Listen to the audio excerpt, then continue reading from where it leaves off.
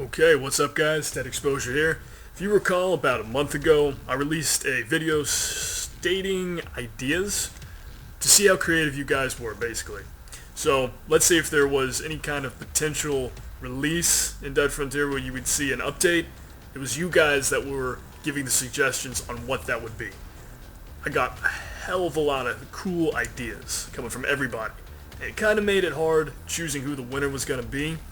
But true to my word, I'm still giving 1 mil to that lucky guy with the best idea. See? Not that much of a tight ass. But anyway, as I was saying, no fear because the time is now. Let's go ahead and see who's taking home the riches, people.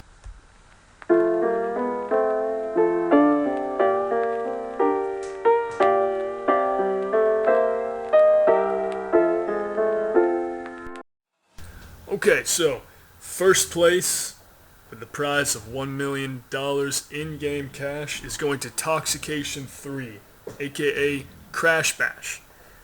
What I liked about his idea is he suggested open world PvP. And basically that's like you have the option when you're in an outpost to choose if you want to go into PvP mode or not.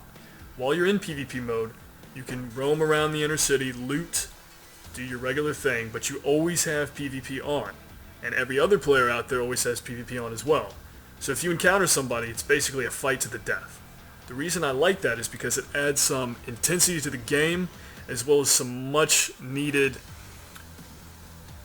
let's say, build-up, if you will, for a horror MMO, of course. It's something that you see more and more with these new games like World War Z. Okay, I totally messed that up. That was the movie that Brad Pitt was in. I meant DayZ, where things like that where you encounter somebody else and you fight them. Now here's the catch. If you're fighting somebody in PvP, if you die or you kill another player, you're able to loot their stuff. So you can take their ammo, you can take the weapons that they had, and then they spawn back at the outpost with nothing. So that adds some fear to not dying. You don't want to die. That's the incentive here. So it's again, that's adding to the whole apocalypse aspect. That being said, I also like what he mentioned is non-transferable items cannot be looted. So that means if you won Dusk, you can go out there with the most badass stuff, and you can't have it looted. Now, I'm not trying to be biased here, but let's face it. There needs to be some incentive to run for Dusk, and I think that'd be the perfect thing, you know? That'd make people want to actually run for Dusk again, because now it's seen as valuable. If this was an update to actually happen in that scenario. That's what I'm trying to say. But again, you know, it's Dead Frontier. Let's not get too hopeful. You know how Admin is working on his Doom Warrior. I won't get into that. I'm not here to insult Admin's beer money / drug money / fetishes. That's up to him. Anyway, back on topic. Great idea, Toxication. I think that basically wrapped up everything you said.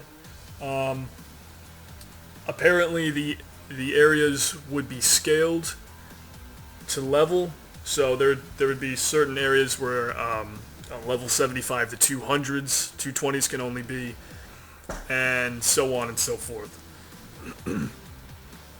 Also, equipment. Let's see.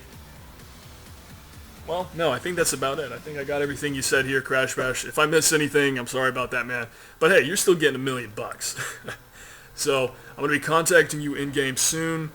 Just send me something crappy for the $1 million, and congratulations, man. Great idea. For those of you that did post an idea and didn't win, that's alright. I really like the ideas here. Thank you for everybody that participated in this, and I probably will do something like this again in the future. So, you know, if you didn't get it this time, hey, you may get it next time. Let's see, is there anything else I need to go over? Expect some updates in the weapons categories, as well as some videos. More content to come soon, so keep an eye out. As always, guys, this is Dead Exposure, and thank you for watching. See you next time.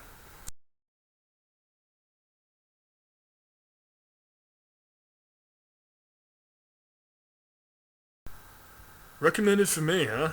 How to get into historical European martial arts. Ooh. Looks like we got a badass here. I'm watching this.